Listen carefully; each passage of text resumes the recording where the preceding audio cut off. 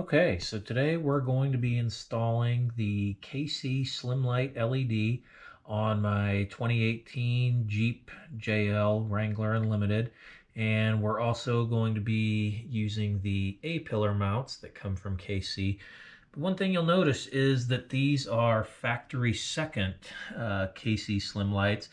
These came directly from KC. They're factory sealed, but they have slight blemishes in the finish or excess glue.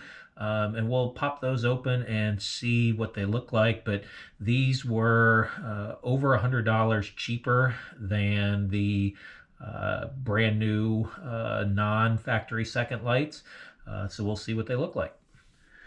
Okay, so here's everything that came in the box, and I have looked these all over, and these look absolutely pristine. I cannot tell what made them factory seconds, but there are no scratches. The finish looks perfect, and they look like my brand new ones. I'll show you here in a moment. I do have another set of Slimlites on my front bumper. Those were not factory seconds, those were brand new, and these look absolutely identical to those. So I'll throw a link down in the description showing the eBay listing. And again, these came directly from KC. They were the seller on eBay, and so far so good. So let's get into the install. Okay, so the first thing we're going to do is take out the 4 T40 bolts here that are holding down this plastic piece here, so that we can get the A-pillar anchor on and run our wires. So we'll get that off first.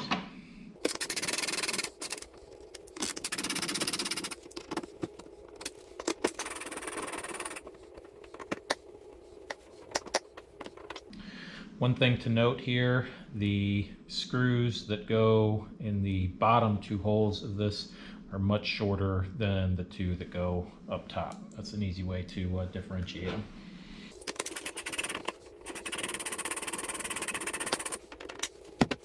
Okay, we've got all 4 bolts out, so now we'll just easily pop off the cover and obviously repeat on the passenger side as well. One item to note when taking off the cover on the passenger side is that you will have to remove the antenna. I've got an aftermarket antenna, but you'll have to do the same thing if you have the factory antenna as well. Okay, we're now ready to move on and replace, or actually place our bracket. And what we're going to do is, for now, we're just going to take off the T45 bolt holding the windshield hinge together, and we'll use that to temporarily put the bracket in place and move on from there. Okay, so what I've done now is I've taken out the T45 nut here on the hinge, and that's what actually will be utilized to mount the backside of the new mount for the light. What we'll do is we'll put this bolt back in loosely so that we can still maneuver the bracket, and then we'll get on to installing the lights. You can see we can still maneuver the hinge here so that we can put the lights on and have some adjustability there. Okay, so we're going to install the light on the bracket loosely. So for now I am going to be using the factory supplied hardware. I do encourage you to pick up the set of locking nuts that KC offers. I'll be picking those up. They're just not in stock right now, but we'll just go ahead and loosely mount the lights to the bracket. And we're doing this on the passenger side now, but the process is exactly the same. Washer, lock washer, nut. And you can see with the hinge lightly tightened on the windshield nut, or the windshield bolt, we can move this up and down and give ourselves a little flexibility. So got that installed now on the passenger side. We'll go around and do the same on the driver's side. Okay, so the next thing we're going to do is run our wiring, and what I've done is I have a tool that is used by electricians to run wiring through walls. I've got that running through the cowl underneath the area where the windshield wiper motors are. This keeps it out of the engine bay, gives it a little less heat. But what we'll do is we will take the longer end. You'll see on the wiring harness here, there is one short part and a longer cord that goes. So here's the one that goes to the passenger side. Here's the side that goes over to the driver's side. So we'll tape that up to the end of our pole here, and we will pull it through to the other side and get our connections made. Okay, so we've got the other end of the cord attached to the other side of our cord puller here, and we'll just go ahead and start feeding that through. May get some hang-ups from time to time, but just go slow and gentle and you'll get the wire through.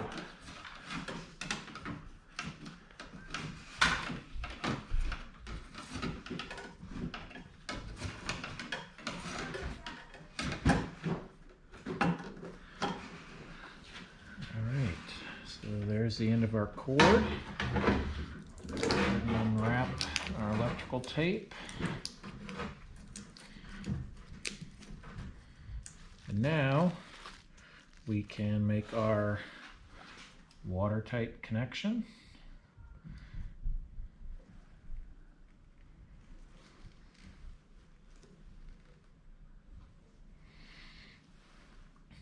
And this will now all be hidden when we put our cowl cover back on. This will all be hidden down here, and it'll be outside of the heat from the engine bay. And you want to take note of where your wire is passing through. Don't want to get that pinched, but it will fit just nicely in the body gap here. So once you're through, you can then take the bracket here, lift it up, put our spacer in, and then use the supplied bolt to go ahead and push that through. And that is an Allen head bolt on there, but otherwise for your other three, you'll use the factory bolts to go through, and that'll complete our mounting, and then we'll move on to wiring. And obviously this process will be exactly the same over on the passenger side. One other note, that you can now tighten down your windshield hinge nut or bolt, and you'll want to make sure it's a lot easier if you get an extension on that. So you can tighten that down to secure the mount. And again, we are now complete on the driver's side. We'll repeat the process on the passenger side. One thing to note, we will have to come back and tighten this nut down at the end, but that we'll leave that loose so that we can do any aiming that we need to do once the lights are connected. Okay, so we've got the passenger side mounted back up. I've got the cowl cover on and also my antenna installed. What we're going to do is, you can see now I've got my wiring harness. Got a nice spot here on the JL that we can just tuck this in. I'll run it up here so it's not on any sharp edges, and then we'll start the wiring process. Okay, so you can see that I've got the wires running under that piece of foam. We're now going to get into the wiring aspect, and I have the auxiliary switches from the factory. So I have my pigtail here where those come under the hood near the battery. You will see that I do already have a set of Slimlites installed. I have those on my aux3 switch already. That's this bundle of wiring down here, and I know I might catch some flack in the comments, but I chose not to cut all the harness away in case I ever sell the Jeep or want to put these lights on a different vehicle. I did keep the harness so that I can reuse it later. I'm going to do the same on these. So essentially what we're going to have is the ground wire will obviously connect to the ground posts here, and then the only other thing that we're going to need is the red positive connection that we will wire to the aux4 wire down here, which is the blue and purple wire on the JLs. The rest of this rat's nest I will bundle up and secure just like I did the other one. But again, you certainly have the option of cutting that away. You don't need that unless you're going to use the switch that comes with the KC kit. But I prefer to just hang on to it in the event I ever want to put these lights on a different vehicle. So we'll go ahead and get going on wiring. Okay, so I've exposed the factory auxiliary wiring here. You can see that this is the aux4 wire that goes to the aux4 button. It's this blue and purple wire. That's all we need for the Slimlites. These other two would be for higher amperage uses, like a winch, an air compressor, or something like that. For the Slimlites, we'll put this one on aux4. My other ones are on aux3 and they work perfectly. So we'll go ahead and strip this wire down and get it connected.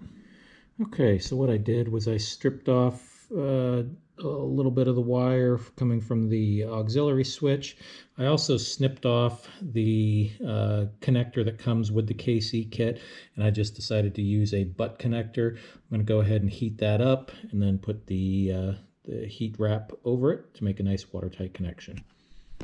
Okay, so there I've got my heat shrink over the connection. I've also connected the ground cable. Your JL should come with grounding posts here. Those are 10 millimeters. Took that off, put my ground there. And now, if I go into the Jeep and put the ignition in run and hit my auxiliary 4 button, you can see we now have lights. Let's go under the hood and button up the wiring. Okay, so here's what I've got. Here's my 2 remaining factory auxiliary wires. As you can see, I have the bundles of unused KC harness there.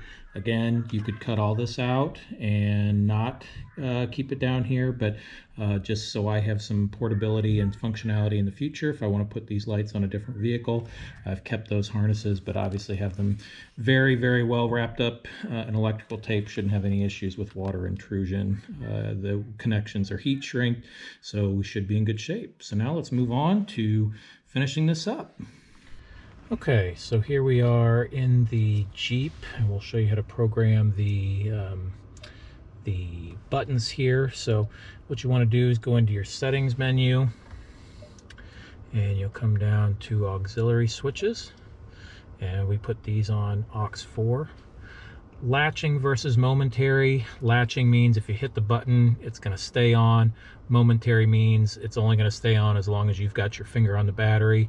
Power source, battery or ignition. Do you want the switch to be live, just run off the battery, or should the ignition be on? I prefer mine to have the ignition on.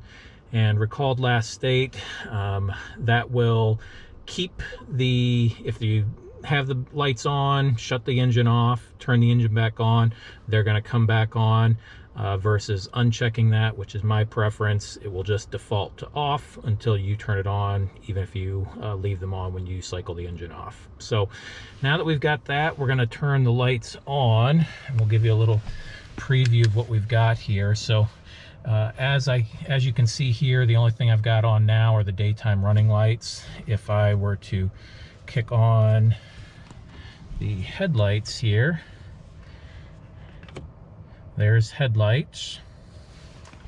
Here are my bumper Slimlights, and there's with my new A-Pillar Slimlights. So obviously we'll have to aim those. The A-Pillar I'm going to be using as more of a ditch light coverage, so we'll get those aimed up and we'll show you the finished product. Okay, so there we have it. All set.